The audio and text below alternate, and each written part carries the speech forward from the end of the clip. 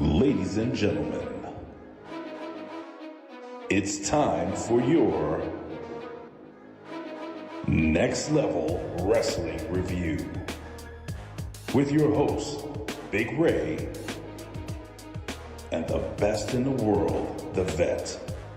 Follow the boys on social media at Big Ray Hernandez and at Opinion Haver everywhere. Welcome to the show.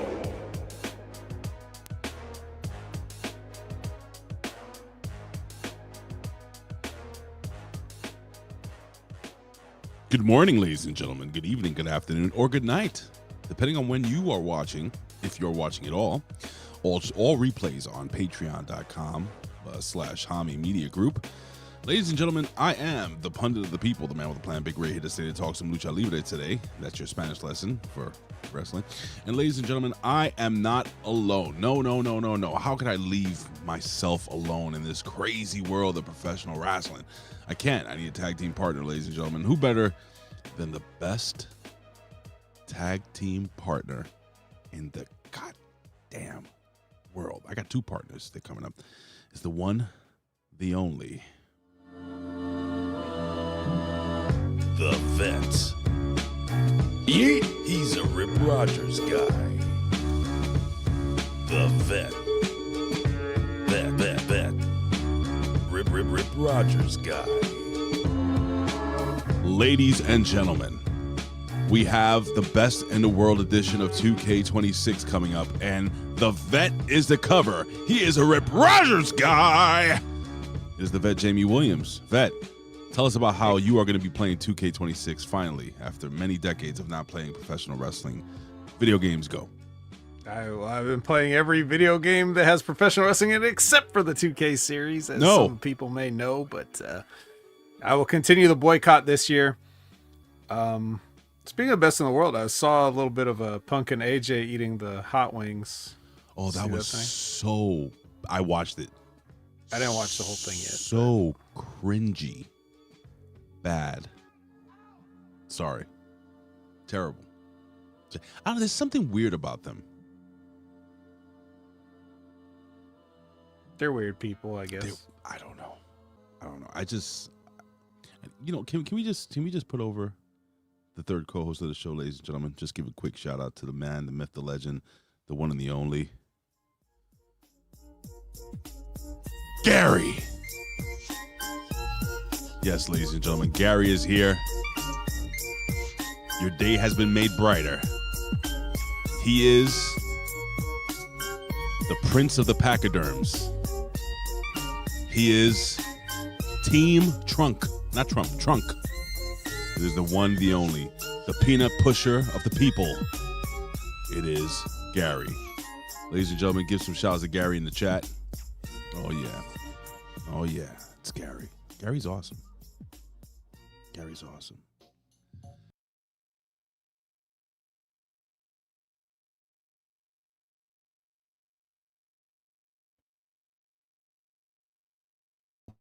The hell happened there? I didn't touch anything. I just got kicked out. Am I good? Am I here? Yeah, maybe Gary was too handsome. My God, that was weird. So fucking weird. How weird was it? It was weird. So I know you say you're not gonna play video games. We're gonna talk about that during the 3 count. Talk a little video game stuff. The 3 count. Okay. A lot of things going on. You got GTA coming out, allegedly, very soon.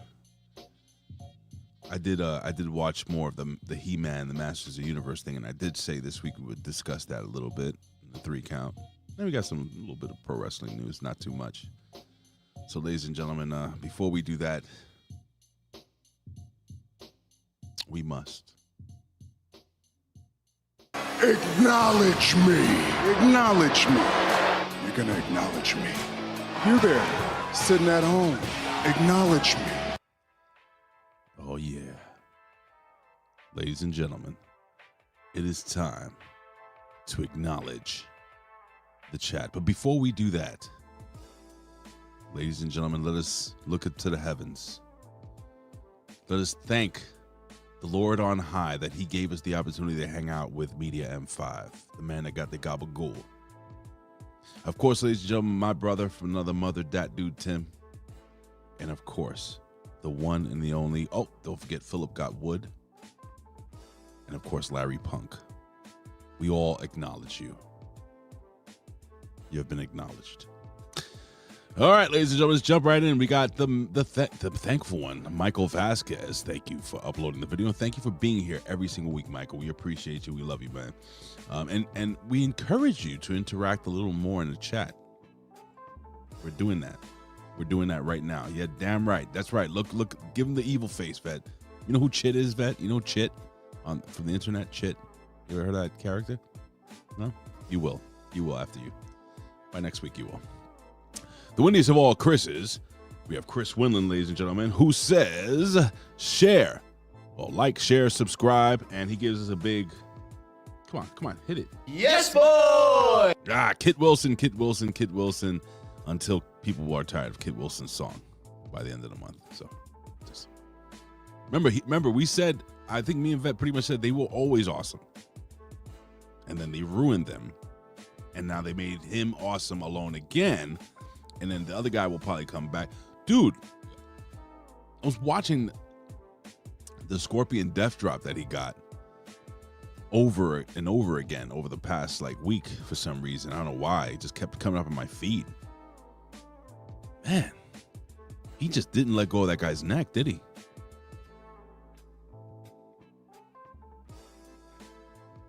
These things happen, man. It's terrible, man. It's terrible. Think you're taking a flat bump. What is it? A flat back bump? And the guy breaks your neck. Terrible. Well, who is not terrible is the man, the myth, the legend, Frank's Pickleball ass, the biggest ass in all of HMG. He said, hey, fellas. Well, he's not the biggest ass in all of HMG? Who's the biggest ass? Colin? Well, he says he's not terrible, but he's a tiny bit terrible. But it's like a lovable version of terrible. That makes sense. But he has 3 daughters, so it makes up for it. Like, his family raises him up. I don't know how the hell he hasn't shot anyone yet. Don't do that, by the way. I said, I don't know how you haven't. Don't just, anyway. Hey, fellas, wrestling has driven me away, but JCW is okay-ish. I'll take that. These HMG pods rock. 2026 wrestling is just so nerdy, soft, and self-mutilation. You know what? I have been watching the JCW shit, and I am biased because, my brother, Big Vito, is the star of the show, and I just fucking love him. And I love, I play some of the shit for Jen that doesn't watch wrestling at all, my wife, and she just gets a goddamn kick out of it. Yeah, Vito is funny on that show. It's fucking hilarious. Yeah. And that St. Clair chick, it's just so weird knowing Vito's wife that, she knows that he has a Gumar. You know what a Gumar is, right? You know what a Gumar. It's a side chick, It's okay to have a side. Anyway, ladies and gentlemen, we have a man that is absolutely... That was cold-blooded! Cold-blood is in the chat. We have the master and ruler of the world who doesn't give a damn who you are. St. Vicious, ladies and gentlemen. I still don't have a thing for Aracada Blue. I gotta think of something. Maybe that'll be his gimmick. I don't have a gimmick. Or I can slap on a Ding Dong's gimmick on him. Ring a bell every time he makes a... Do your research, folks. Do your research. The artist has finally returned, ladies and gentlemen. Bill Belichick. Bill Belichick. What about Bill Belichick? What happened to Bill Belichick? Whoops, wrong chat. Fuck that guy. Something about Hall of Fames or something. I'm not really clear on it. Mm-hmm. But yeah, people are mad he's not a first ballot Hall of Famer. But that's the gist of it. I was confused though, because I was like, don't you? I thought the NFL had like a 7-year. Has he been out of football 7 years? Yeah. Really? Yeah. It's already been 7 years? Hey Siri, what was the last game that Bill Belichick coached? What year? Let's see if she talks. After mutually parting ways with the Patriots in 2024, Belichick, while still declaring himself an active head coach, officially agreed to appear every Monday afternoon during. Enough. On the 2024. 2024? That's definitely not 7 years. So I thought it was more than 2 years. So what are you Well, complaining even if it's about? 5 years. But for coaches, they changed it to 1 year. I don't know. Not really sure. Oh. Tom Coughlin's in the Hall of Fame, right? Ladies and gentlemen, we have Tom Coughlin is the Hall of Fame. the handsome one, the dancer one, the slasher one, the handsome dancer slasher, Dan Heffron. Greetings and salutations, my friend. I love you, brother. One of the most talented people in the world. I'm just sorry, guys. Just anyone that could play an instrument as badass as he can. He plays the electric guitar, by the way. Am I saying it's electric? Fucking badass. I guess I get it's not gay, but I kind of get a little bit of an erection when I hear him play. Does that make sense? Okay. I was gonna make an erection joke, but I'm not gonna do it. No, not right now because we have the lovely Elizabeth. Yeah, she says, "Hey guys, cold as fuck. I'm a listicle. I'm a racicle. It is fucking cold. Vet, it is cold. I know people say, oh, it's fucking cold. No, it's How fucking cold is it? Right now, in New York City, and where I live in Benson Heights, Brooklyn, it is a crisp 19 degrees. Fahrenheit. That's quite cold, that is. Bro, last night it was, when I was walking from the train, 9 degrees with a gentle breeze. Felt like I was getting face fucked by a fire hydrant. I don't know if that makes any sense. It's just like a blast of, no? Okay. Oh boy, who else we got here? Am I missing anybody? Yes, all the way from Germany. Our friend Alexa. Guten Tag.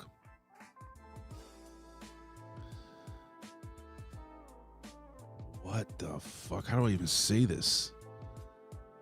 Has on GameStop Lamp Terrell. You're fucking GameStop Terrell, bro. GameStop. Speaking of GameStop, we'll talk about GameStop during during the 3 count. GameStop Terrell. I got to tell you something, man. And by the way, he says, "Hey there, hey there. Guess what today is? My preview show called Royal Rumble Ready." Well, don't invite us if it's not any good, because I always check. I don't care if anybody promotes here, so I always look to. Anyway, ladies and gentlemen, you have a man that is effervescent. Oh my God, a man that is absolutely scholarly. Ladies and gentlemen, a man that is 100% glorious. Professor Chabela Vera Cruz. You've been acknowledged. And of course, Kevin Marty. How you doing? How cold is it, Kevin? How cold is it where you are right now? You're in Jersey, right? Or I always forget. Staten Island? Somewhere in New York. How you doing? All right, so let's see. I don't think I missed it. Let me tell you, I'm going to give a shout out to this guy. So it's 32 degrees in Central Florida. Are you fucking shitting me? Hey, speaking about that around the ballpark. That's where me and my wife actually love to go. We have friends in Kissimmee and Poinciana, Florida. We always travel. We love going there. Great. My family lives on it. That place is awesome, but I can't believe how fucking cold it is in Florida. By the way, Vet, around the ballpark, got an award yesterday. He doesn't know it yet. But the best debut, like, chat member in years. All logical, all smart, absolutely great. Let's see if he holds his own. So let's welcome. When was that? Was it yesterday? It was yesterday. Yeah, we were like, me and Jimmy were like, what the fuck is going on? People aren't talking about farts and dicks. Like, very smart. So big shout out to Around the Ballpark. We kept accusing him of being in the business, a promoter. He sounded. So then Around the Ballpark, I went to your YouTube channel. And I want you guys to subscribe to his YouTube channel because it's pretty fucking dope. He talks all this sports shit. Baseball, basketball, football, wrestling. I think his dad was on the show with him. Am I wrong? is that your dad? Looks just like you, just like really older. And it was cool.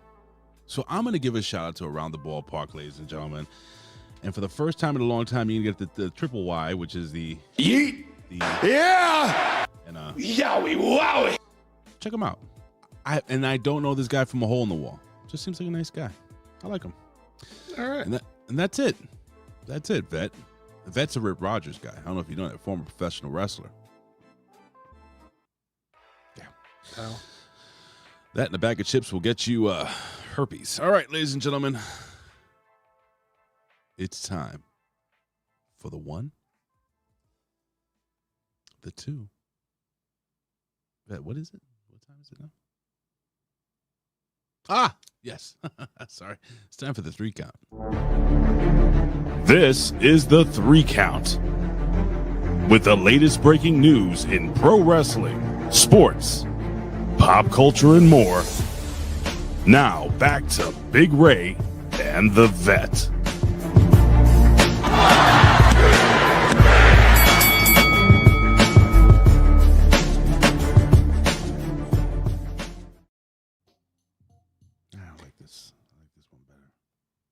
I see Gotch still has the uremic poisoning, but we've added some other pages now. I did. So it's pretty cool. I did. Added some other pages. And you know what else has been added? What's that? Well, if you look at our good friend Kevin Marty. Hey! Kevin Marty with a $1.99 super chat. And I guess I can debut this. And what do we got over here? A cup of potatoes. A cup of potatoes. Here comes the money. Here we go. Money talk. Here comes the money. Dollar, dollar. Dollar, dollar. Nice. Instead of me pressing all the buttons, I just said, let me just make something real quick. This is great. Thank you, Kevin. Jackson Heights that's right, Jackson Heights. We had this fucking discussion. I used to live there on fucking 72nd Street? Where the hell I live? 72nd Street off of Northern Boulevard. 34th No Avenue. one cares where you used to live. Oh, I'm It's sorry. okay. I used to live in there. Okay.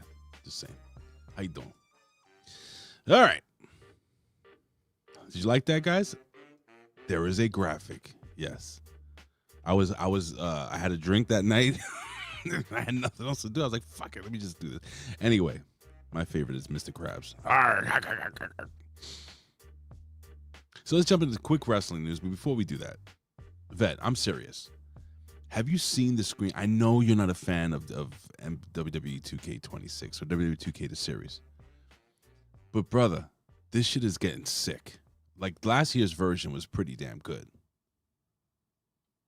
Like it was enjoyable. I enjoyed it. I enjoyed playing the Bloodline thing. Graphically, it looked good. Gameplay is getting smoother. It's getting better.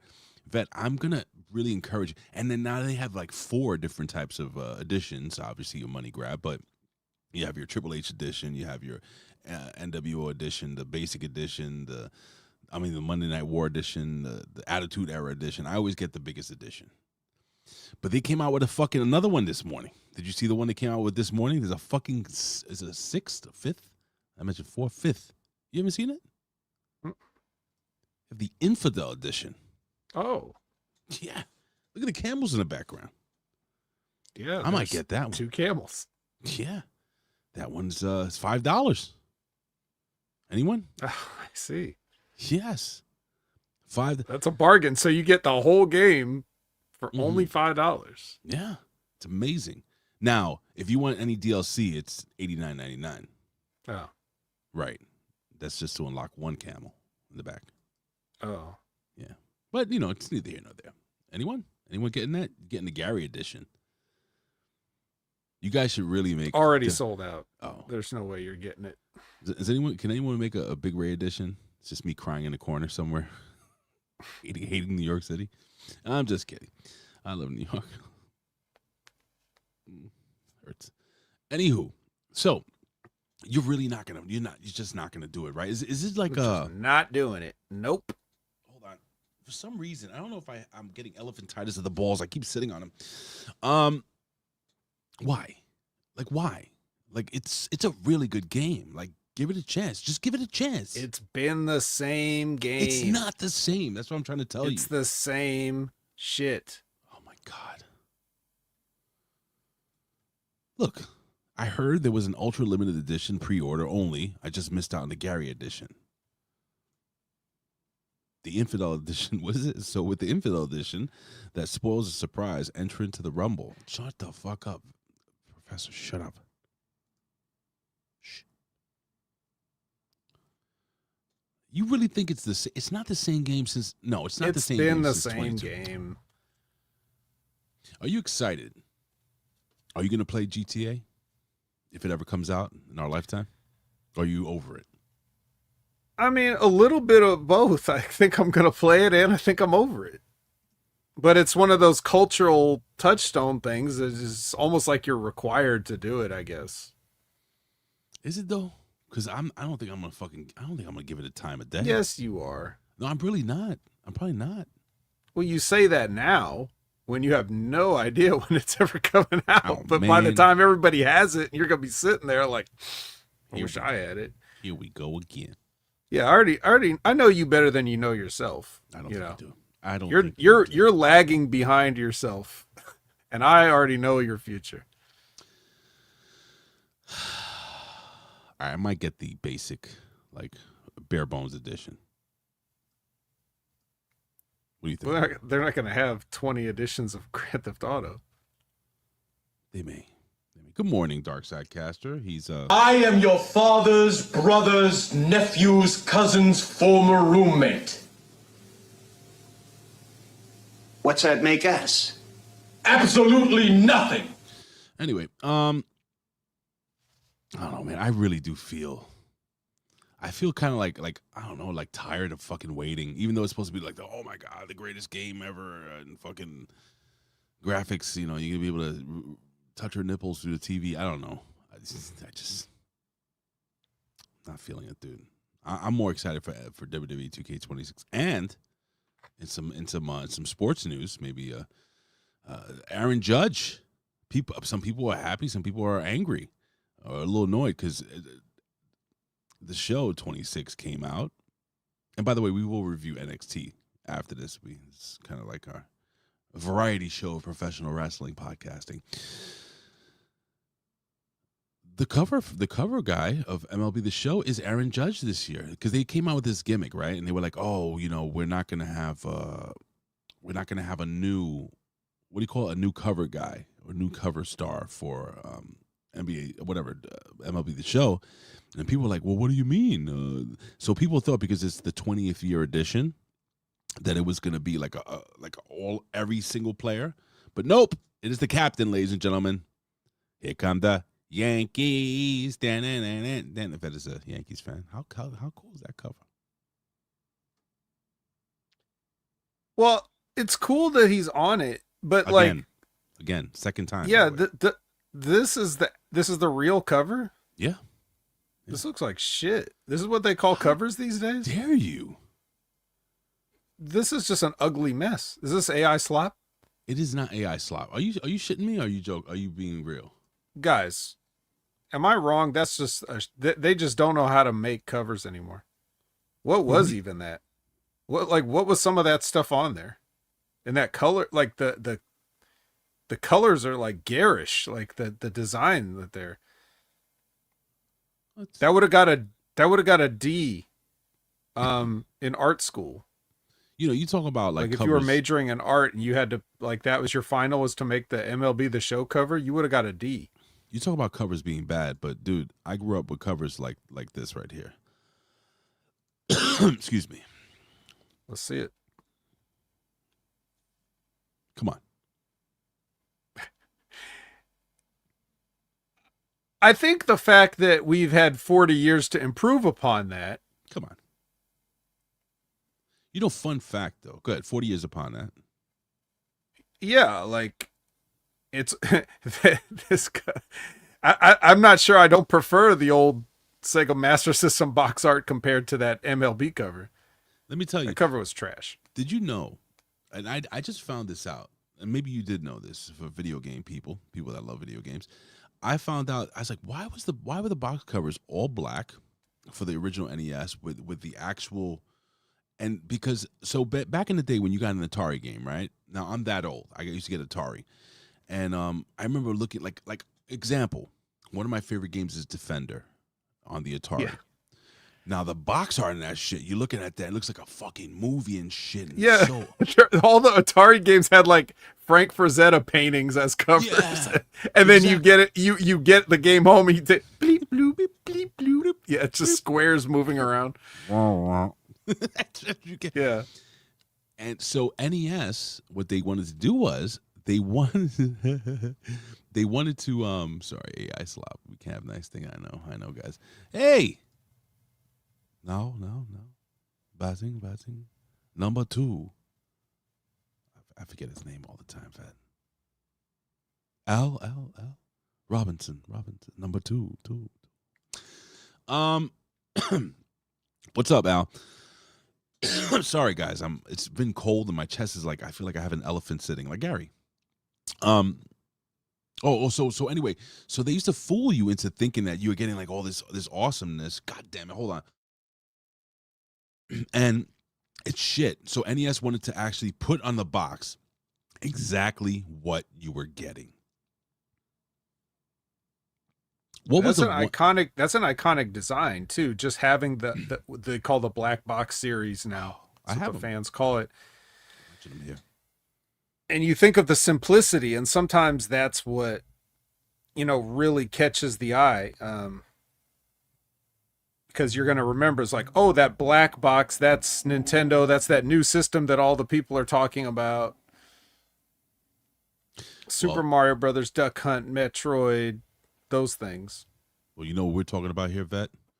We're talking about a $2 super sticker from our brother, from another mother. It's G-Ball! And what do we got over here? A cup of potatoes. A cup of potatoes. Here comes the money. Here we go. Money talk. Here comes the money. Dollar. Oh, thank you, G-Ball, for the $2 super sticker. We appreciate you guys. We thank you. That's why I made a graphic. Because, Anyway, continue, Vet. And what do we got? I didn't do that on purpose. I would never do that on purpose. Vet. That was a mistake. Well, I didn't really have anything else to say other than that MLB covers ass. We got some stupid news here, some wrestling news. Apparently, The Rock hasn't said shit, has not had any type of influence at all, like almost like he's washed his hands of the WWE. Speaking of The Rock, Vet, I finally got a chance. I wasn't paying for this shit. Wait a minute. What? Ray? What? You just watched The Smashing Machine on HBO Max. I did. Me and Jennifer did together. Guess what, Ray? What? I also watched The Smashing Machine. So it looks like we're getting an impromptu Smashing Machine review right here on your Next Level Wrestling Review.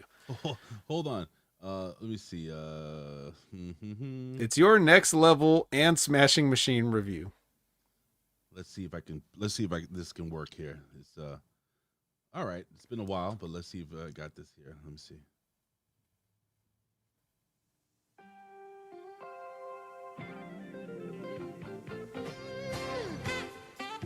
Ladies and gentlemen, this is your Next Level Wrestling Review movie review of the week.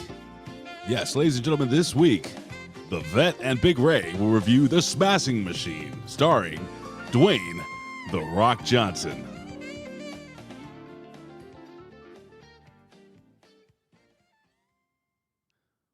Movie sucked.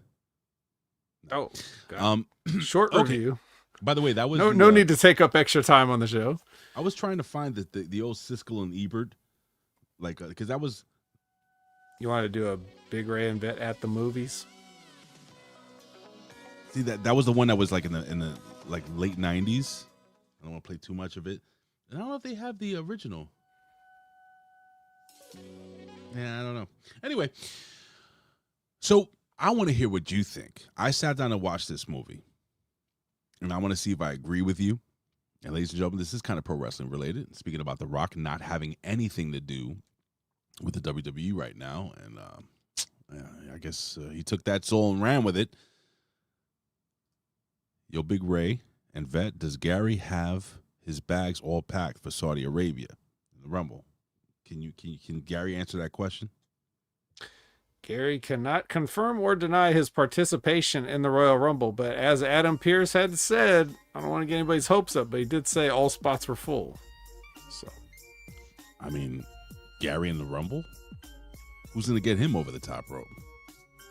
True. Anyway. So you did watch the Smashing Machine. Again, like I said, I wasn't paying for this shit. We almost came close. My wife was like, it's only this much. I'm like, get the fuck out of here. This shit's going to be free in like 2 weeks. And it was.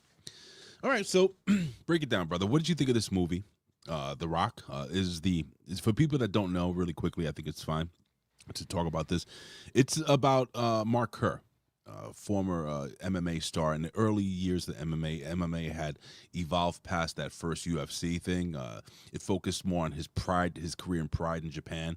And his relationship and friendship with Mark Coleman, the Hammer, who is an absolute fucking legend. And also, it's a little bit of a toxic relationship, and it goes on. I don't want to do too many spoilers, but fuck it. If you didn't watch it by now, fuck you. Go ahead, Ved. Tell me about it. Well, it's also based on the documentary, The Smashing Machine. It is. Because there's not any piece of art that can exist on this planet without somebody deciding they need to make a 2-hour live action movie out of it. Can't have a cartoon without getting a live action movie made. You can't have a video game without getting a live action movie made. You can't have a painting hanging in the museum without getting a live action movie made. He-Man. They're about to make a live action movie of that MLB The Show cover. Oh yeah. It's ridiculous. So of course we had to make a movie about a documentary about a guy. Isn't that the Porn Awards? Yeah. Oops. That's the wrong Smash Machine there, Professor. So, okay. So anyway, yeah. So basically you have this movie that's completely unnecessary and superfluous, right? The only reason you could consider somebody wanting to make this movie is what people have probably accused Dwayne Johnson of doing, which is like, well, I want to be taken seriously as an actor and I want to get an Oscar or something. So I'm going to do this, maybe he figured this was his chance, right? So if I'm judging it on those merits, I would have to say that while I did think Dwayne did an excellent job in the film, but I also, so I don't want to take that away from him, but I also don't really think it's that far outside of his range what he was doing. Exactly. All right, go ahead. Like he did a really good job at this one thing that he was pretty, like as long as you don't have to step too far outside the bounds. I mean, like if you've heard Mark Kerr, if you've seen Mark Kerr talk and like what kind of a guy he is, The Rock did a really pretty good job of like capturing that, at least as many. And believe me, I've seen, he's not going to get no Academy Awards for this because I don't think so. I'm pretty sure the movie was completely snubbed because the nominations came out, right? So they didn't get any. I don't know for sure. Maybe the chat can, Elizabeth? Yeah, maybe the chat can back us up on that. You are the queen of stats. If you can find that for us, I would appreciate that. But I'm pretty sure he's not nominated for actor. So that, at least that for sure is not going to be there. Even though I will say in fairness that I've seen a lot of people. Hold on. My wife even said this in the movie. Yeah, I mean, of course. So when, so what was I saying? I was saying superfluous. You said, yeah, I said that a long time ago. No, so if The Rock is trying to like get an Academy Award, or if somebody thinks he's going to get an Academy Award, in fairness, I've seen people win Academy Awards for Best Actor for way less impressive shit than this. Right. Hollywood, much like the wrestling business, is not a meritocracy. It's a bullshit, award show. There's Hollywood politics involved as far as like, you know, who's over and who's not. So it's not about who's really the best, and award shows are silly anyways. Like giving awards to movies, if you really sit and think about it, is one of the corniest things human beings can do. One for makeup and hairstyles. So Elizabeth and both which the artists that confirmed I definitely wouldn't give. I definitely wouldn't give them that either, because it really didn't look that great. But Jamie, didn't they give him like a 10-minute fucking standing ovation after the viewing of the movie, and he was crying? I mean, only the people that were there would know. I just want to give a quick shout out to another new listener, a new watcher, Peter Van Wyck, who jumped in yesterday with us. Another very nice gentleman, and he is from he's from New Zealand. Oh, New Zealand. Yeah, not Australia. New so Zealand. does he not get along with Jimmy, or how does that work? I don't know. I like New Zealanders as much as I like Australians, so I like everybody. All right, can we just focus on the Smashing Machine, please?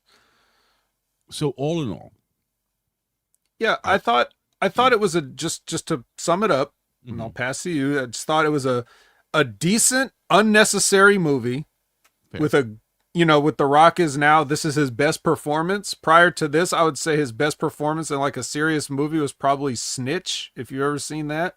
It's one of his lesser known movies. We play the gay dude? No, he played. No, it was like based on a true story about a guy whose son got caught up in some cartel shit, and then he had to like go undercover as a civilian to try to. He had the big stick, and he was like the the sheriff. Of the town. That's not it. No.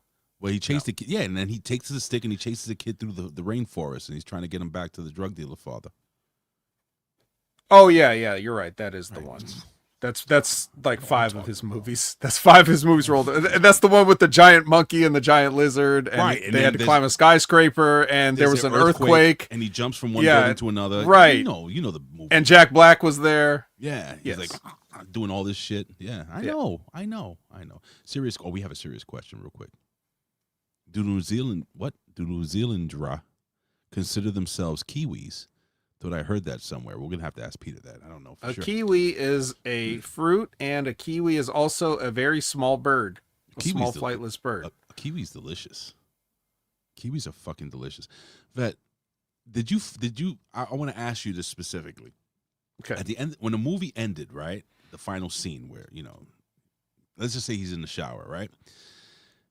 Did you go, it's over? Like you thought there would be more? Because they didn't get into his UFC career at all. I didn't. I never saw the Smashing Machine documentary, so I don't know if they were just focusing on that and what the documentary covered. Because the documentary was kind of like when he started. When Mark Kerr started having his spiral out of control with drugs and everything, they had already been filming the documentary before that. They didn't know that was going to happen. They thought they were just documenting a fighter's thing. And then that happened all in front of them, and that became like that. So I think that's what the movie kind of wanted to focus on a little bit. But the movie is, like you said, it's not like a whole story. It's just like a portion. So I think again that's part of so that they could like really focus on. Giving Dwayne chance to act, like do the best dramatic scenes and shit. And there's like the stuff with Emily Blunt, like she's really good in the movie as well as his wife. Yeah, she's very good. And they're good together. Like the chemistry they have is like, it's very believable. They sound, nothing in the movie sounds phony. Everything looks very realistic in like the portrayals of, the arguments, the way people talk to each other, the actual dialogue is not just like, it's not like some Shakespearean, like, how could you do this to me, dear? So it's very, like, the way they made the movie is great. And it's Benny Safdie from, like, him and his brother made movies like Uncut Gems, which you may have seen with Adam Sandler. They're very good at creating like this sense of like, the tension. Can I just tell you, the movie was filmed as a documentary almost. It felt like. Yeah. It was weird, man. It's weird. Like I didn't hate the movie. I thought, like, I found myself actually, like, when they were having the arguments with him and his girlfriend or his wife at the time, or whatever she was, it felt very, like you said, it felt very real. And I started getting angry at her because she was both an enabler and also his. There's a scene in this movie that people didn't. I don't know if people wrapped their head around. I was explaining to my wife. I said, so if you know about the old Bible story of Samson and Delilah, Samson had the long hair, right? And that's where he got his power from. God gave him the power through the long hair. And he was coaxed in by this vixen, well, not vixen, what do you call it? Like a temptress, Delilah. And she, she lulled him to sleep. She babied him and everything like that. And he fell asleep and they cut his hair and he lost his power. And basically, he was able to be captured. And there's a scene in the movie where Dwayne Johnson's character, or, Mark Kerr, was in a barber's chair getting his hair cut. And if you remember, this is when he got his first official loss. And this is when, again, he was fucking with the drugs, and when his girl was enabling him, and it was, and I was like, oh, this is like a little deeper than just the fucking haircut, in my humble opinion. I don't know, I haven't seen the director's cut of this movie or anything like that, but that's what I got out of it. Listen, I thought it was a pretty good movie. Like, I think if you're interested, watch it. I don't think you're gonna be like, oh, this sucks. But I agree with you 1,000% when you said that it wasn't too far off from who the Rock really is. And when he cut his hair, I was just like, that's the Rock, just with prosthetic nose and shit. I don't know. Do you give it a thumbs up, or what do you give it, man? Honestly. Yeah, I'll give it a thumbs up. I mean, I'll tell you, the worst part about it, well, like I said, I don't think the movie was necessary. Like, it wasn't like, oh, this movie needed to be made. We need to tell the story, because they already told the story, and then they made a fake movie about the real movie. So that's kind of weird. But other than that, the one thing I definitely hated in the movie was the music choices. Like, they had explain that. The soundtrack was awful. They were like indie artist coffee shop covers of songs, like that version of Don't Be Cruel that was in there. Like, what the fuck was that? Just god awful music. Cruel. Like, yeah, just the worst music. It sounded like stuff that they would play over TNA packages. So, yeah. Anyways, can I put something over real quick? So, what did you think of Ryan? Ryan Bader, right? Ryan Bader, yeah, played Mark Coleman. He played Mark Coleman, and he's not an actor. He's an MMA fighter, but the guy that got me, and he's been in a few movies now by this time. He actually did what was the movie with fucking the King of Queens, the MMA movie? Oh, you're talking about Here Comes the Boom, and you're talking about Boss Rutan. Boss Rutan. There was a scene playing in that himself. Movie. Right, but there's a scene in the movie where Boss Rutan starts to seize up, the pain and shit. And I'm like, yeah. Wow. So I don't share this with a lot of people, but you guys know I grew up, fighting and everything like that. And this used to happen to my father. My father was a professional boxer. And there'd be times when he would just be like, oh, and his hand would just seize up and he would just start shaking. And I got a little emotional watching that, because I remember seeing my dad, like, you okay, Dad? He said, it's okay, Papi. But my father would be like, it's okay, it'll go away. And as a fighter, and then, he got the whole gimmick in his arm and everything, the injection or whatever, and it kind of like soothed him out. But I think Boss Rutan did a fantastic job, man. I thought he was wonderful in this movie in his short stint. And I think Ryan Bader, for a non-actor, was pretty okay. God damn it, I think this is a good movie. Oh, you know what? We're talking ourselves into it. Movie of the year. Alexander Usyk. I'm like, holy shit, honey. That's the actual world heavyweight champion. She's like, I don't know who he is. I'm like, no one does. Who the hell is Tyson Fury? I never forget the time that we had Michael Jargo on. And this is a meme within the HMG family. And this is when Tyson Fury was getting involved. Remember when he got involved the first time with the WWE? And there's a soundbite out there of Michael Jargo getting pissed off. And he's like, who the fuck is Tyson Fury? Who fucking cares? And I'm like, dude, he's a big deal. And he didn't know who the fuck this guy was. And it was just great, man. But so that's 2 thumbs up for the Smashing Machine, Vet. Huh. I'm shocked. Maybe Really?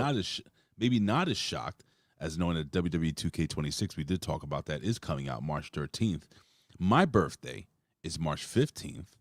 So, if you guys want to buy me the game, just for logistical purposes, for review purposes, my PayPal as no, I'm just kidding. I can buy. Yeah, does that count? Wait, when you say the release date, is that counting the early access for special editions too? Or was that? I don't know, but I'm getting that shit right off the bat. I'm getting 2 games. I'm getting the fucking MLB The Show as I do every year, and I'm getting WWE 2K. So I literally just finished the entire 162 game season for MLB The Show 25, and I'm actually in the playoffs. I'm in the American League Championship against the Cincinnati Twins. I mean the Minnesota Twins. So it's like, man, I haven't watched baseball in a while. So I'm looking forward to that, man. And it was a good game, MLB The Show, the last one. So we'll see. Just a couple of quick tidbits real quickly. It says, according to multiple sources, a man who directs most major WWE events, including Raw and WrestleMania, Marty Miller, will not be directing the Royal Rumble this year because of his commitments with Zuffa Boxing this weekend. Director of Smackdown, Lee Lipschultz, is expected to take over the Big Show. Not important. They also say the production of Royal Rumble this year is expected to be at a level of WrestleMania, which I always felt it was, and I didn't know. I found out on the what was it, the next on the Impact, not the Impact Attack, on the Wreckage, that they did a pop-up stadium. I didn't even know they did that. I didn't know that was possible. Which leads me to say something about the culture in the place. You can make a fucking stadium in a month, and you can't build affordable housing for the homeless. I'm just saying. You got Of oil course money. you can. Of course anybody can do things. I'm going off on a tangent here. But I was walking down the city in the train station yesterday, and I saw this old dude freezing his ass off, bro. And it just pisses me off, man. It just pisses me off what we can do and what we choose to do. It's just a homeless dude just trying to stay warm, and it just broke my heart, man. Motherfuckers making pop-up stands. Go fuck yourself. Despite recent speculation over how he's being booked in WWE TV, the newsletter says that there are no plans for Adam Pearce to wrestle right now. Do you want to see Adam Pearce wrestle, Vet? No. Nobody does. Anything else you want to touch base? This has been one of the best 3 counts I think we've done. Well, speaking of movies, just real quick, I have in my hand here a copy of House Party. Wow. The Criterion Collection 4K edition of Reginald Hudson's classic film. Hola, eh. The Party's at the Funhouse, right? That is a good. So, are you a fan of the sequels? No. And you're right. I'm realistic. Cliff Compton. You're not a fan of the sequels?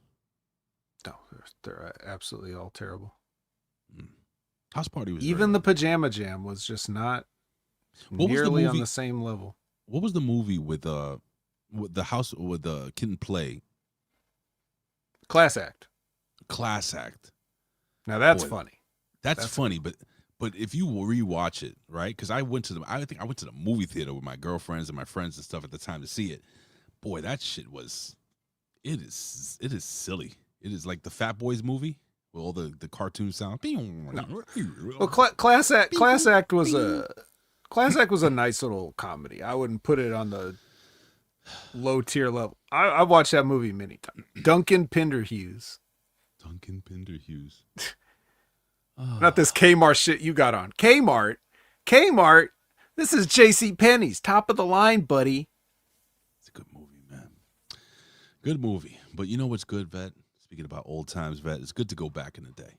Yeah. Back to another time when, we didn't have to worry about smashing machines and 2K26s when our covers were actual artists that made paintings and they put them up on Atari covers and stuff. Maybe not that far back, but who knows? Ladies and gentlemen, let's take a trip way back to this day.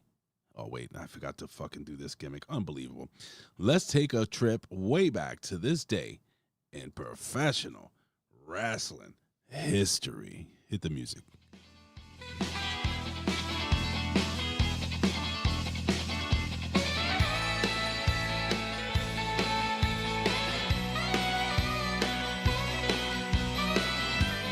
Will you stop? What you gonna do? Boobies. Alrighty then, ladies and gentlemen. It is January 28th, 1990 something. Yes, ladies and gentlemen, we're going way back in the Pro Wrestling Reflection Time Machine. And this is sponsored by the Pro Wrestling Reflection. And we want to give a big shout out to Tommy Wonder and the Professor Chalbada Cruz and sometimes JB if he ever shows up. And let's take a trip back to 1991 and vet on a WWF Superstars of Wrestling taping. Paul Bearer, you may have heard of him. Oh, yes! Made his WWE debut when he was introduced on the Brother Love Show as the new manager of The Undertaker. Rest in peace. What, honey? Yeah, I'll do whatever you tell me. Right? That's The Undertaker. Now, Vet, your thoughts on the great Paul Bearer the first time you saw this son of a bitch? Well, some of you may remember that The Undertaker debuted in the Survivor Series a couple of months prior, and for some reason, Brother Love was his manager. Well, he loves you. I love you. And then somebody somewhere was like, well, that doesn't make sense. So they brought in Percy Pringle. Wasn't Percy Pringle. You know, so when he came, so real quick, let me just give a quick, speaking of back in time, watch the AJ versus Cena Rumble match this morning. And he says, David Otunga on commentary is so bad. Glad that wasn't a thing for very long. Well, here's a kicker. David Otunga is a piece of shit. So there you go. Allegedly. He's a lawyer, so I don't want to, get in trouble. Yeah, so Percy Pringle. Again, I was privy living in New York City to watch all types of wrestling. I was like AWA, WCCW, NWA, it goes on. And I knew of Percy Pringle. And when he came into the WWF, none of my friends knew who the fuck this guy was, but they thought he was so creepy and scary and cool. Mm-hmm. Do you remember as a kid, people that even didn't watch wrestling doing an imitation of his voice with The Undertaker? Oh, no? Absolutely not. No, nobody. Nobody that did like wrestling did that. Even people that did like wrestling didn't always do that. Okay. But a lot of people did do it. And, it's very imitative. I mean, he was great. I mean, what can you say? He just fit the characters exactly what they needed at that time. And in a world of cartoony gimmicks, that was probably the best one. You were almost willing to overlook it because it is stupid. And if they gave it to the wrong guy, it would have been horrible. Like if they gave...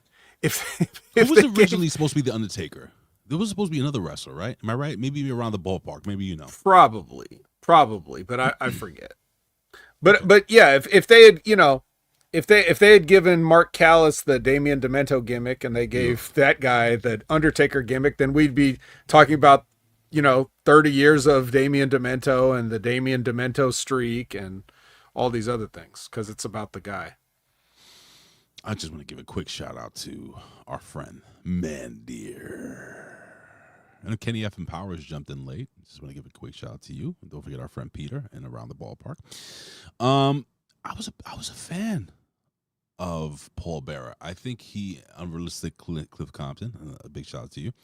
I was a fan of him, man. I think it balanced out the very stoic, very quiet, unspoken, I guess you would say monster. Monster that was the Undertaker's character. And then you have, this out of the box, loud, boisterous, cartoony, over the top manager that spoke for him. carrying the urn and what's in the urn and who's in the urn. You know what I'm saying? Nobody knew who's in the urn. You open it up, it was 1 minute was a big flashlight, and the other minute it's powder. It's like, who knows? But that also, shoot Mortician. There it is. I think it was Sid Vicious. No, I think he's right. Really? Yep.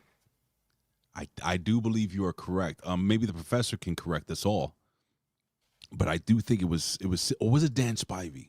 I could have sworn if Sid Vicious was ever considered for the Undertaker, I feel like I would have heard that sometime in my life.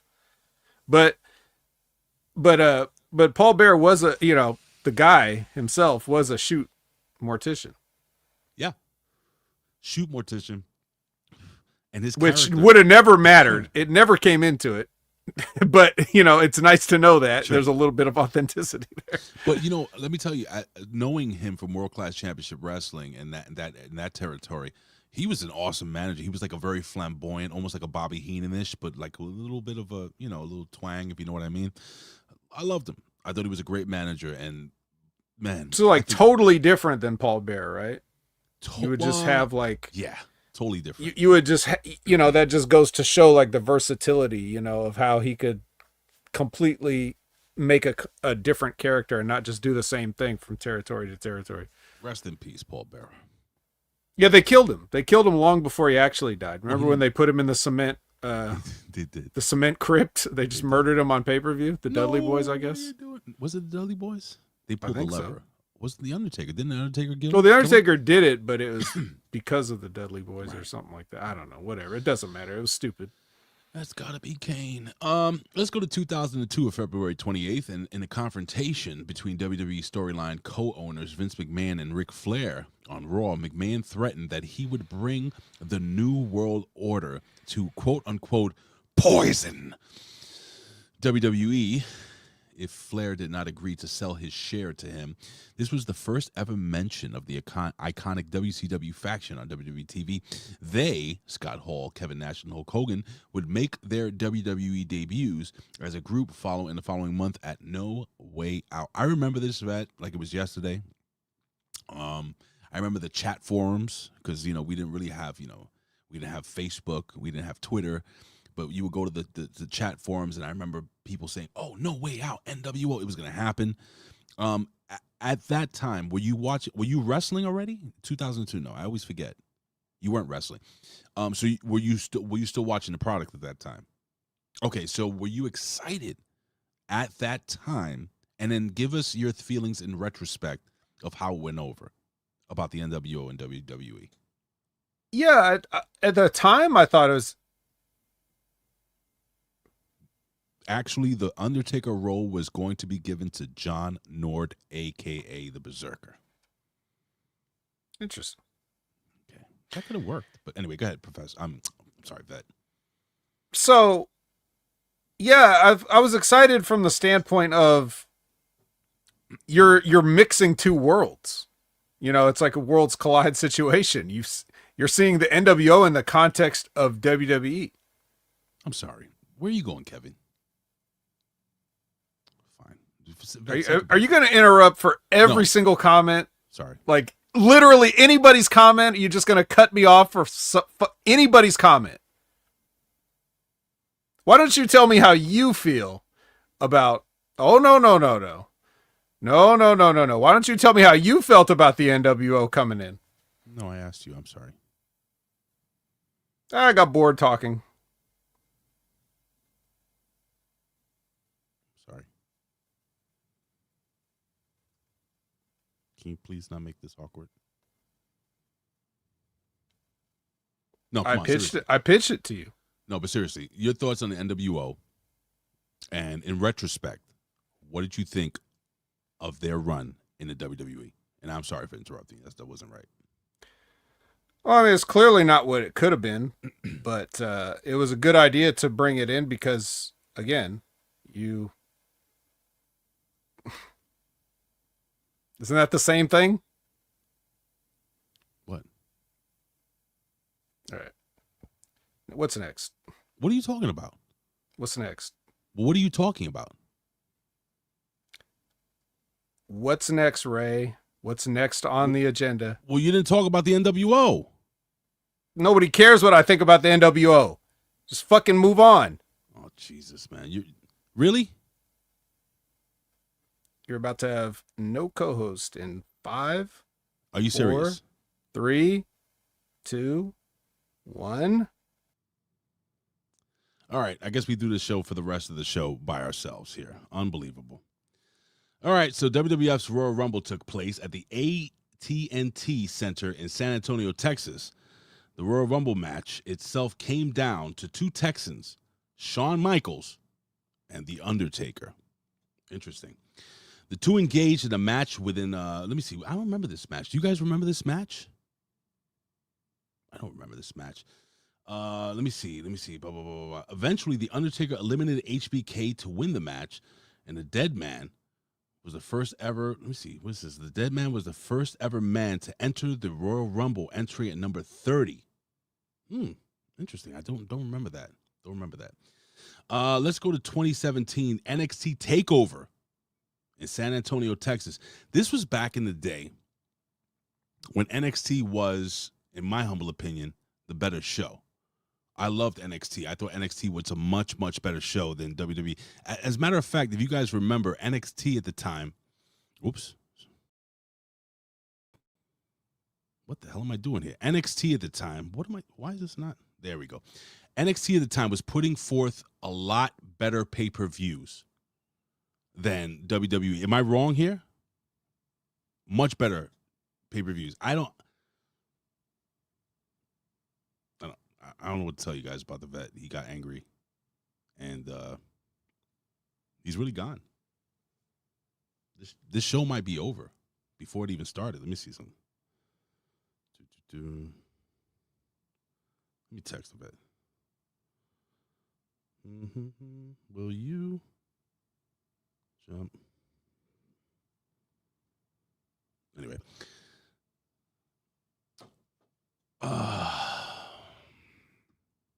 I was interrupting him, though. I was wrong. Anyway, I guess I'll just do the show for the rest of the self myself. Anyway, so San Antonio. All right, so back in the day, NXT did, in fact, have better pay-per-views at the time. I don't know if you guys agree with me or don't agree with me, but I thought, like, people used to look forward to these shows because you would have, it was a more compact show. It wasn't like the whole 4-hour show. And it was a shorter show, and I felt the match card was put together a lot better back in the day. And I don't know, man, I really did like the NXT takeovers during that time a lot better. I don't know if you guys agree with that or disagree with that, but NXT takeover was the shit. And I don't know, man. It changed after some time, man. It's just not. It's never been the same. NXT Takeover hasn't been the same in quite some time. And do they even have NXT takeovers? I can't even remember anymore. No, probably not.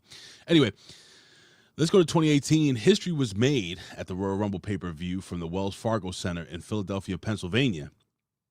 The event played host to the first ever women's Royal Rumble match that was won by Asuka. Immediately after, UFC legend, oh, I remember this, Ronda Rousey came to the ring to make her WWE debut. So I do remember this. I don't remember her making the debut, but I do remember back then there was like talk about, I don't know if you guys remember this. There was talk about having the ladies go through the second rope to be eliminated. Because at that time, and I know it sounds crazy now, seeing what the ladies are doing now, I think, people were worried about the female talent taking bumps over the top rope. Do you guys remember that?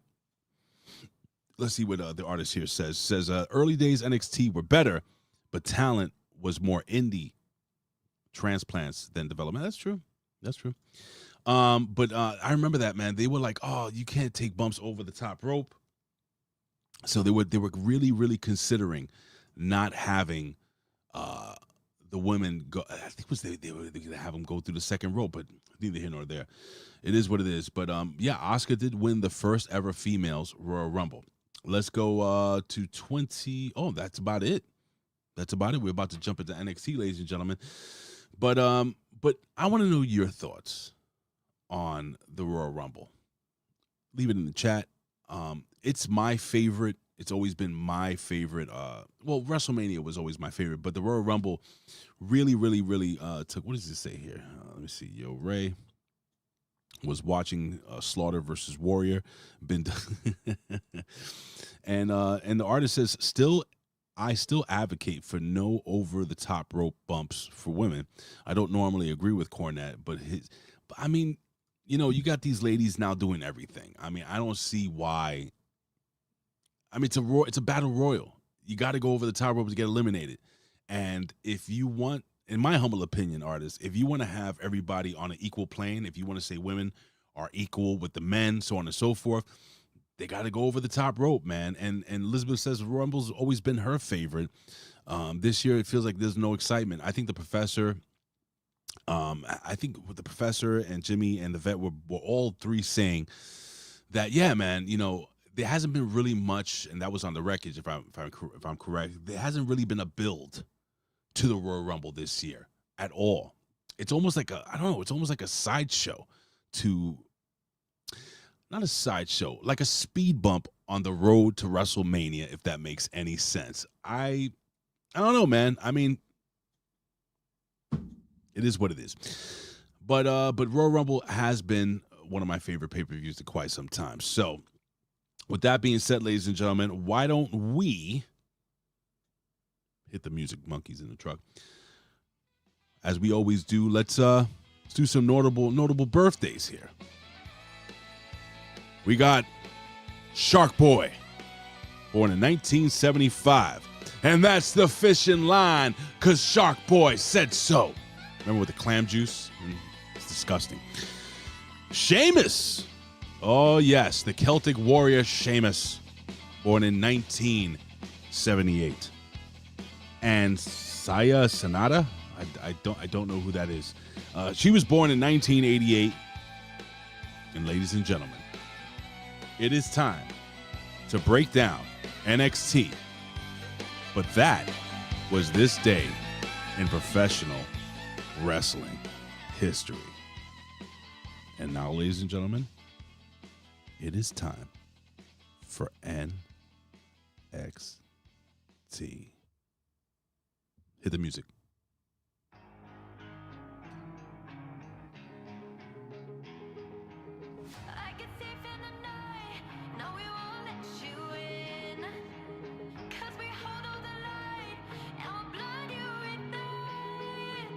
Ladies and gentlemen, it is NXT January 27th, 2026. Ladies and gentlemen, we have the qualifiers here for the ladder gimmick match for the NXT Championship. We're going to run through this really quickly, my friends. Oh, yeah. All right, so it's NXT, ladies and gentlemen. Again, we're coming live from Orlando, Florida. This was yesterday, man, and I'm going to be honest with you. In my humble opinion, this match really fucking sucked. I mean, this show really stunk. Not a big fan of this show this week. It just felt off. It felt like slow, weird, just so weird. Weird. Anyway, let me hit it real quick. Weird. All right, so we jump in and the fighting. So let me see. It says here. So what do we got here? The show opens up with Joe Hendry's music, but no Joe Hendry. Why? Well, we go backstage, we see the Vanity Project, and the Vanity Project are standing over him with a chair. So you would think that the Vanity Project attacked him. We have The Rock's daughter, the Pebble. She walks down. She's like, well, what happened here? And they're like, dude, we did nothing, bro. We did absolutely nothing, bro.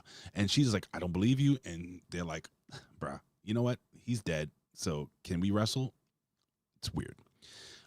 So it looks like the Vanity Project may have attacked Joe Hendry to get his spot in the ladder gimmick, but The Rock's daughter, the Pebble, jumps on her little gimmick headset and she says, let's move things around. So we move things around and we start off with a tag team championship match between DarkState, that's Osiris, Griffin, and Saquon Shugars versus OTM, Bronco, Nima, and Lucien Price, NXT's Men's Tag Team Championship. Shugars and Nima versus, anyway. So this match ended up in a fucking schmoz, and I am so angry. Now, if you guys have watched this show, you know that I've been a fan of OTM from the get. I thought OTM has a ton of potential. And, you know, we like our Saquon Sugar, and the vet loves Saquon Sugars.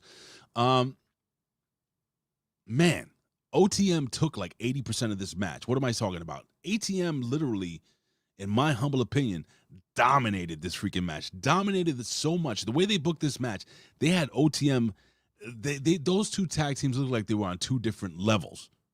Straight up. I don't know if you guys watched it, but man, oh man, yeah, pour some sugar on me. That's well, the vet got upset because I kept cutting him off, so he bounced.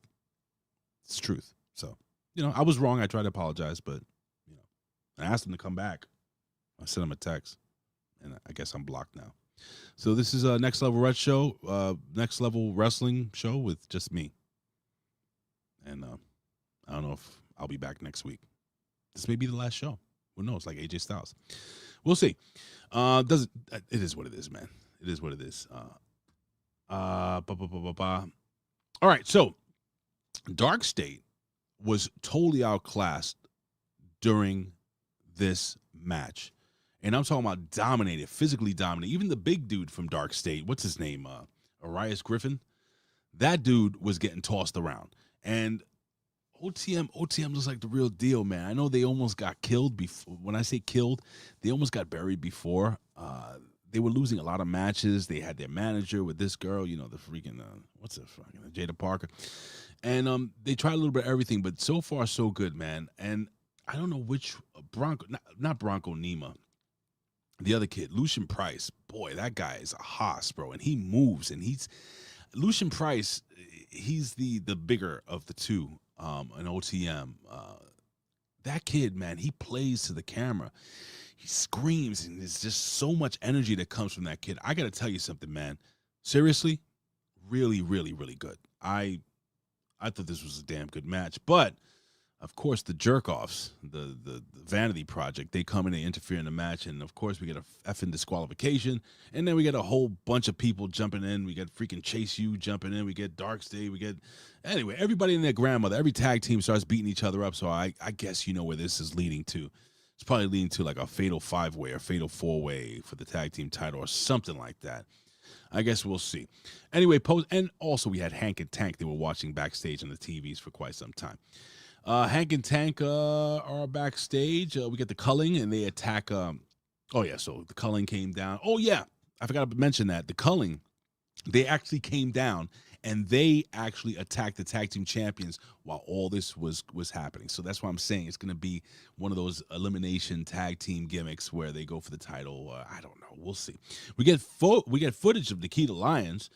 So let me see. Singing at Blake Monroe. Oh, yeah. She's singing so now she's doing like this. I don't know what happened to her. Am I wrong, chat? I don't know what happened to her.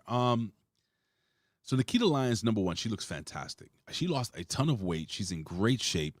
And she comes in and she's like, I don't know, like her hood urban accent is gone. No, she's talking like a Hollywood starlet or something. Like I don't know, her gimmick is now she's a social media influencer.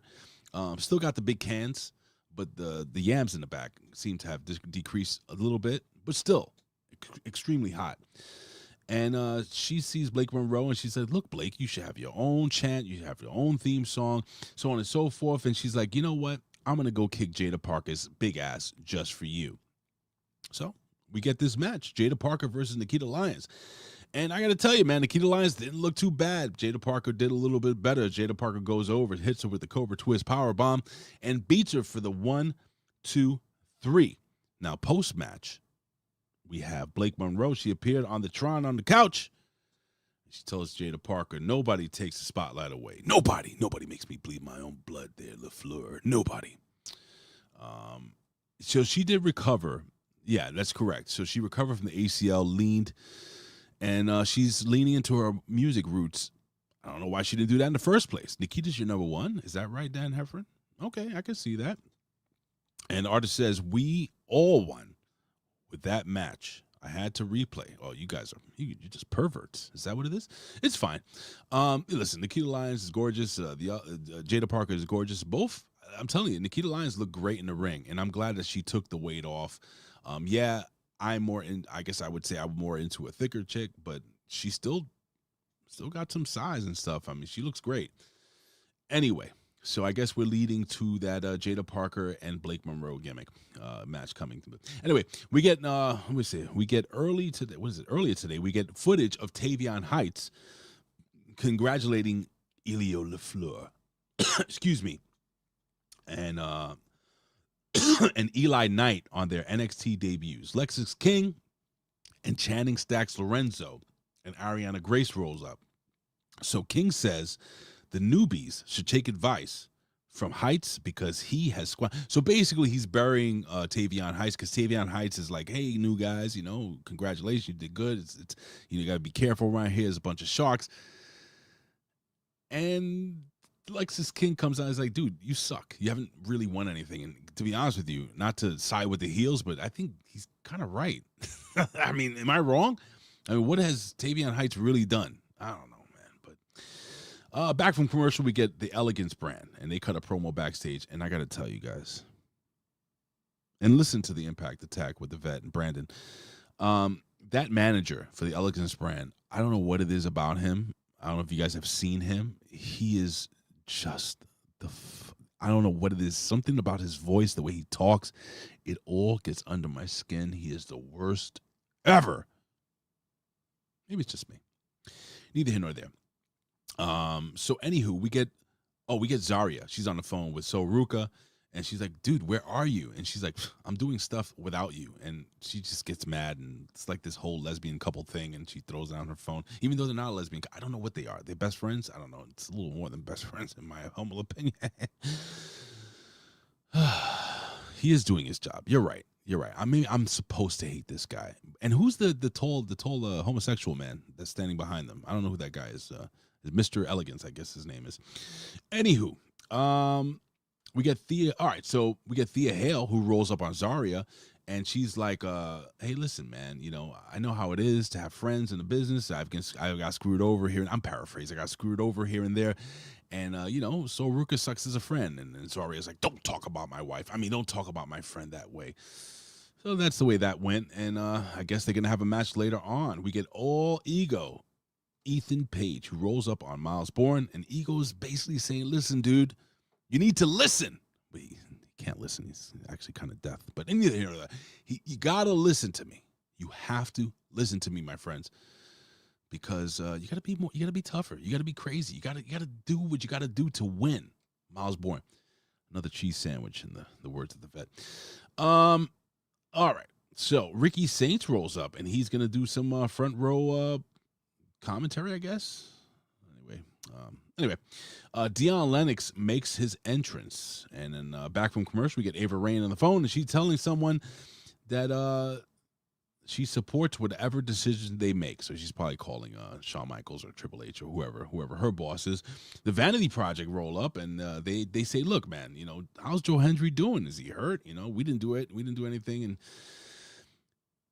long story short, Jason Drake talks his way into the ladder elimination match somehow, and he takes Joe Hendry's spot. But Ava Rain lets him know that if Joe Hendry is clear to go, then he will also be in the match. So we'll find out later. So speaking of Dion Lennox, we got Dion Lennox versus Myles Borne. And now I was speaking to Vet before we got on this show and before the Vet got angry at me. And again, I take the blame for this one. It's my fault. I did kind of cut him off a bunch of times, and I don't understand what he was saying at the end. So I don't know what I did wrong. So you let me know in the chat. I really don't know. I'm not playing stupid. But anywho, let me see what it says here. Assuming Soul was traveling to Saudi, getting ready for, she's probably, that's right. She's probably going to the Royal Rumble. Interesting. George Iceman is great. I don't know what the fuck you're talking about. Anyway, Dion Lennox versus Myles Borne. What I was telling the vet off the air was that they are the ultimate cheese sandwich. But you know, you have Dion Lennox, who is kind of like a maybe a cheddar, maybe what's that spicy white cheese, pepper jack maybe. And then you have Myles Borne, who's more of an American cheese sandwich, maybe white American cheese sandwich. But this match, I was not interested. I'm sorry, guys. I watched the match, and they're not bad wrestlers. You know what I'm saying? They work hard, in my humble opinion. But, Dion Lennox wins. Oh, what was it? Oh yeah, you did have DarkState outside. Anyway, I was so disinterested in the match, I actually kind of forgot what happened at the end here. But neither here nor there. You have Borne. Oh, so you have the other guys. You know, they're trying to get, what's this guy, the one white guy, DarkState. I forget. Let's just call him Bob. Bob is outside and he's throwing punches and stuff. Now, Dion Lennox wins by pinfall. He gets hit with the Emerald Fusion, qualifying for the men's ladder match, but he was, in fact, distracted because All Ego comes out, right? Now, listen. It's crazy because I find myself siding with the bad guys a lot during these wrestling shows. I always have. And he's like, look, kid, you know, you're too nice. And so he gives him the belt. He gives Evan Borne. I said Evan Borne. What is his name? Myles Borne. Jesus, Evan Borne is a totally different decade of wrestling. Myles Borne, he gives him the belt while the referee's being this. He distracts the referee, that being All Ego. And there's a part where Myles Borne actually looks like he's going to use the belt, but then he gets caught by the referee, gets distracted, gets hit with the finish. 1, 2, 3, he goes over. Do you guys in the chat think Myles Borne is ever getting out of NXT? I'm just asking. I do see an upside in Dion Lennox. Myles Borne, man, it's tough, man. Plain cheese sandwich. Anyway, post-match, we get Ethan Page, who basically berates Evan Borne. He's like, you should have hit him with the belt when you had a chance. Maybe he overthought it. But Evan Borne, I keep saying freaking Evan Borne. Myles Borne says, you know what? Fuck you. And he hits him with the belt. If you didn't get that joke, then right over your head. Yeah, Myles Borne standing over a downed Ethan Page. Myles Borne. Let me see here. What it says here. If you really didn't catch why he left, Vet said bringing up the Oh, is that what it was? But I always tap the comments. I'm not even looking at the screen. Like right now, look. I'm looking. I do this. I think it was a misunderstanding. I didn't mean to disrespect, man. That sucks. Well, anyway, I don't blame him for being pissed. I did interrupt him a lot. I have a lot of coffee in my system. It's my fault. I'll take the blame for this one. No bullshit. I feel bad. Because, you know, you have to understand something. We don't get paid to do this. And I'm sure, he takes out his time where he could be streaming.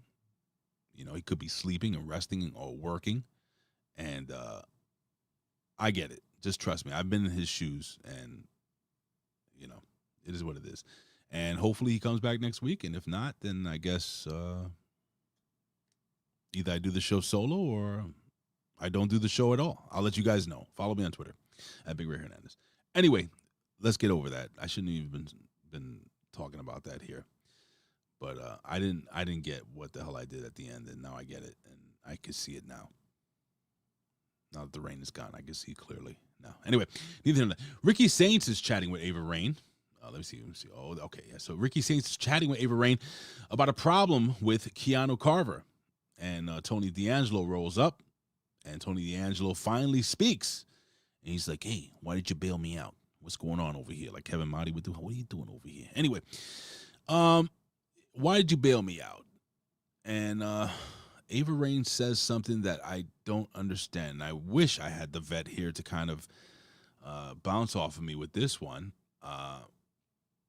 She says NXT needs him. NXT needs Tony D'Angelo. Why? Why? I don't know. I don't get it. It's weird. I don't think NXT needs anyone. I mean, they need wrestlers. Anyone could be. All right. It's weird, but neither here nor there. All right, so Tony D'Angelo's, she says, listen, she said, look, just do me a favor. Do not get involved in the ladder match. Tony D'Angelo looks over his shoulder like, you can't tell me what to do. You're like 20. So anyway, Ava Rain, so that happens with that. Tavion Heights makes his entrance. That's right, the great Tavion Heights, ladies and gentlemen. We go from a commercial break. We got Chase U. They're arguing with each other. You got Uriah Connors, who says that he's tired, man. We need to make more opportunities. And then finally, what's this kid? Lexus King rolls up, and he's like, yo, we got to talk, dude. Now, if you guys don't know, so this is what's happening, little by little. So obviously, you know that Lexus who Lexus King father is, right? We know who Ariana Grace's father is. If you guys didn't know, this kid's father is Fit Finley. This is David Finley. Uriah, whatever the heck, Connors is Fit Finley's kid. So it looks like, little by little, Lexus King is making a faction of second-generation wrestlers. Where have I heard that before? I don't know. But much like, what they did with Randy Orton and Ted DiBiase, and I think that's where they're going with this. So, but neither here nor there. We got Lexus King versus Tavion Heights. And last time, Tavion Heights beat Lexus King when the bell rang, hit him with a belly-to-back suplex, a belly-to-belly suplex, and it was over. 1, 2, 3, quick. But this didn't go the way. Now, Lexus King, before, excuse me, he slides in his little fucking throne. He walks to the ring very serious. This is not the smiling Lexus King, pandering to the crowd. He comes in meaning business. Guess what? Lexus King, I guess, kind of wins clean. Yeah, he beats Tavion Heights, hitting him with the coronation. And I thought I was in the Matrix because Lexus King never wins.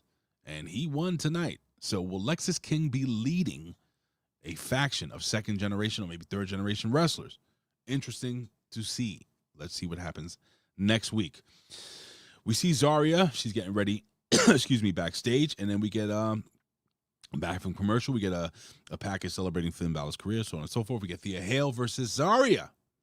Izzy Dame is on commentary for this, and I don't know why, because she is literally the worst person to ever talk on a microphone in the history of people that talk on microphones. She is absolutely terrible. We got Thea Hale, who wins the match with a folding press. That's because obviously there's some debauchery that goes on. We do have Thea Hale. Well, the girls actually land in the lap of what's her face, Izzy Dame. I don't know what this is leading to, but Zarya takes another L. You see what they're doing here, right? Like, if Soul was there, maybe Zarya would have won. Where was Soul? Where is Soul?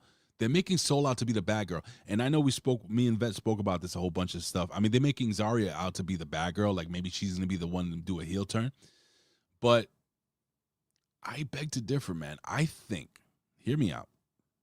I remember Thea Hale won this match, so Zarya loses. I honestly think that maybe perhaps Sol Ruka is going to be the one to be like, I don't need you. And maybe she becomes the heel. Do they do that? Sol's very popular with the crowd. Her moveset is that of a babyface. I don't know. Or do they do what they always do and turn the Marty Jannetty into actually Shawn Michaels became the heel. I don't know. What do you guys think? Let me see around and see. Blah, blah, blah, blah. Around the ballpark, wrong Ray always interrupts. That's why he has the gay act. It's childish. When there's a topic people don't give a shit about, move on. So what? What are you saying? I always interrupt. A word? Message me personally after the show, and we'll have a conversation about that. How about that? All right. Back from commercial. And by the way, you know what? Not going to sell it. By the way, Ren Sinclair and Charlie Dempsey are talking strategy backstage. Kendall Gray is miles away. What does that mean? What did I say here? Did I mess something up here? Oh, that's what it says. Back from commercial. Ren Sinclair and Charlie Dempsey. Oh, that's another thing. So now we got Lexis King who rolls up. And Lexis King is like, you know who your father is. Let's talk. Are they going with Legacy 2.0? That's my question. That's why I think they're going with it. Neither here nor there. Let's see what we got here. We got Andre Chase versus Keanu Carver. And listen, I was looking forward to this match. I was looking forward to this kid. Now, Keanu Carver's booked at 6'4". I think he's a shoot 6'2". He's a big son of a bitch. I like this guy. This guy is talking shit in the ring. He is powerful. He is quick. Not a bad wrestler. Again, I wish the vet was here so I can kind of get his thoughts on his in-ring debut. I know he's been wrestling on, what do you call it, on, what's the other gimmick, the one below NXT, whatever they call it, the level below NXT, the low level. But neither here nor there. Keanu Carver goes over Andre Chase, and man, he literally beat the living fuck out of this guy. He beat the living hell out of Andre Chase during this match. Let me see what we got here. We got a comment here. It says, NXT women's roster is stacked even with all the recent call-ups. Go to see an NXT show local here recently, and they did a 20-woman Royal Rumble, and it was fire. Yo, around the ballpark, can you answer me this question? Because me and my wife are considering moving to Florida after my son graduates. How do you get tickets to NXT and become a regular? I don't know if you're a regular or anything like that, but how do you get the tickets to get on that show? Is it just like a regular walk up to the thing? Are the tickets free? Do you pay on a weekly basis? I'm interested because I see a lot of the same people there in the crowd every single week, and I'm just curious about that. So, let me know here in the chat if you don't mind. But anyway, so Keanu Carver, man, yo, this dude, they did. You're right. Chase made him look great. But I think Keanu Carver, in my humble opinion, has a lot of legs behind him, brother. I think Keanu Carver, he's going to be a player. And what I love about his character is that there's no, how can you say it? There's no, I will be triumphant type people writing for him. I think this is who he is. They said, hey, kid, go out there and be who you are. And this might be exactly who he is. Now, his finish is a little low impact. It's kind of like a power slam mixed in with a boss man slam. It doesn't have like the impact in it. That's just me. I'm just looking at it. I don't know. It kind of fell flat for me, the finish. I was like, oh, he's not going to win on that, right? Oh, that's his finisher. Okay. All right. Well, but all in all, I think Keanu Carver is going to be fun to watch. After the match, we got Keanu Carver smashes. Oh, yeah. Don't forget. What's his name? Chase was wearing the freaking face gimmick because he had some problems with his face. But then Keanu Carver says, you know what, man? I'm just gonna break your face even more, and he does. And he's just literally beating the hell out of Andre Chase, smashing his face into turnbuckles during the match, smashing his face into the top rope. Later on, smashing his face into the turnbuckle pad, and then he would smash his face into the ladder. I mean, he really beat the living shit out of Andre Chase. And we have Shiloh Hill. He's watching backstage on the TV, and he's like, this is going to be awesome. And he runs to the ring, and that's what happens there. Back from commercial break, the contenders of the last... You know what? Let me just hit my coffee real quick, if you don't mind, guys. Give me a second. Back from the ladder match, we get Ricky Saints. Everybody's chanting for Ricky Saints. So we got Shiloh Hill, Sean Legacy, Jackson Drake. Who else was in there? Keanu Carver. Anyway, everybody's in the ring. Everybody that's supposed to be in a ladder match, except for Joe Hendry. Maybe he's not clear. Ricky Saints comes out, and he comes out with the ladder. He does the whole ladder thing with the ladder. I thought it was funny. I got to tell you guys, honestly, I think Ricky Saints, single Ricky Saints, hilarious as all hell. Really cool. I like it. So, interesting. I think he's more interesting, more fun. Able to be himself, turned up to 10. Ricky Saints is a babyface. Tell me if you agree or disagree. I think Ricky Saints is a babyface is not really fun. But we will see. Anyway. All right, so Ricky Saints comes in the ring, and he's talking shit, and Keanu Carver's like, you know what? Fuck this shit. You guys are talking too much. I want to fight. And they do, and this goes off as usual, as you think it would go off. You have Keanu Carver starting the fight. Everybody's throwing each other all over the ring, and then say his name, and he appears. Joe Hendry comes out. I guess Joe Hendry is cleared. And Keanu Carver beats the shot at him too. Anyway, there is a big schmoz at the end. The commentary hypes up the show for next week. And that is NXT. Now, in all honesty, my friends, I thought it was okay. It was all right. It was not good. It was all right, not good. It was kind of like the Smashing Machine. I don't know. NXT. What do we get next week? I don't know. I'll be honest with you, folks. I work very late at night. I come home and I get maybe 5 hours sleep and I get up to do this show. I've been doing this for a long time. And I'm just tired.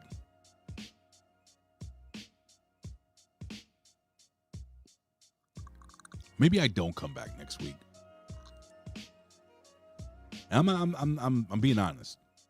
It's a lot of effort that goes in. And for people that say that I talk over people, now today I did. Retrospect, I didn't really understand the whole situation with the putting up the because sometimes I just look at the camera, as you can see here, and I'm not really paying attention. I'm just throwing up comments, so, to give you guys. But if I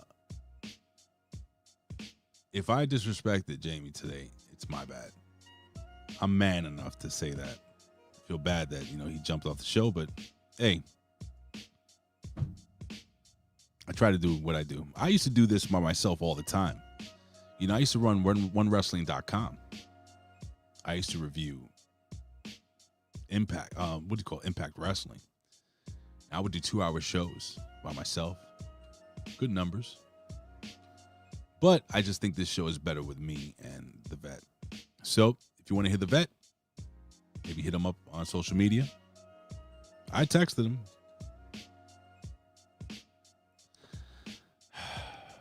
But as a man, when you fuck up, you got to admit you did. And I feel bad. And the thing is that people think that I'm just joking around when I say that I didn't know what the hell I did. And sometimes, I do. Like I forget Al Robinson's name on purpose.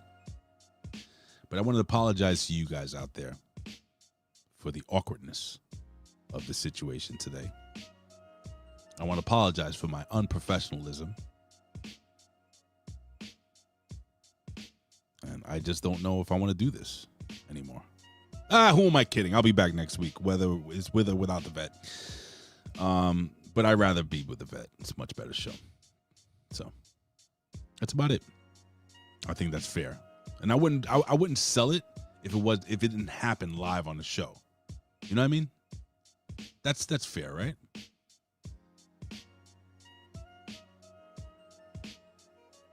Yeah. I'm tired. My wife is sick. I've been up all night. She's been coughing and sneezing and sniffling. She's got a bad cold. She stayed home from work. But I'm here. I'm here for you guys because I love you guys and I appreciate you guys. And I thank you. And thank you very much around the ballpark. Thank you guys for joining us this week. And I'll be here next week. Hopefully Jamie will jump back on.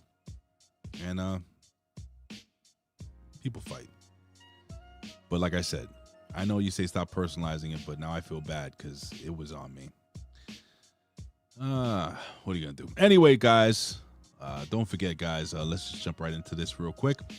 I'll put over the Impact Attack with the vet and Brandon. The show's right up. Right, you can go to patreon.com and search Hami Media Group. All the video replays are free. If you want the podcast, you got to pay for it.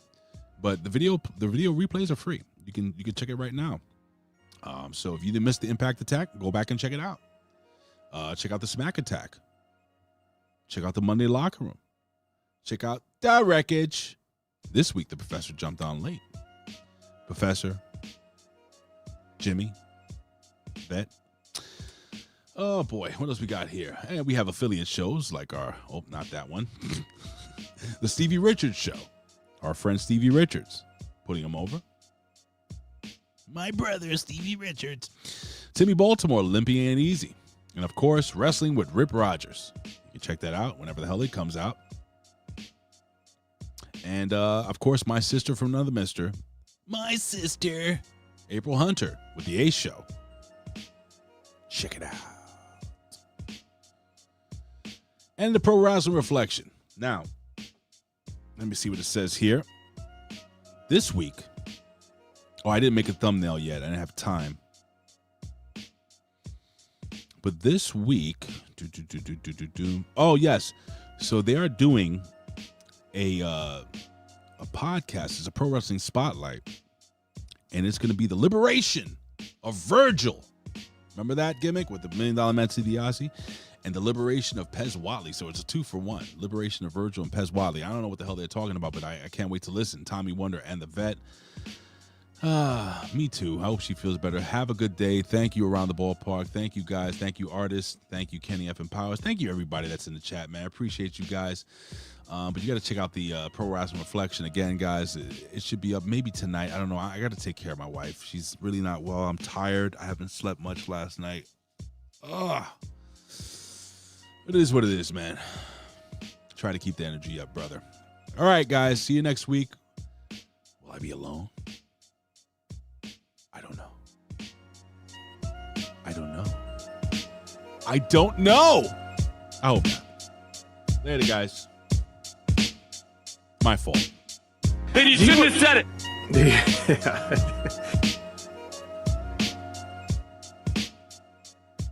This is the Hustler Rip Rogers. Yeah, it's fucking me.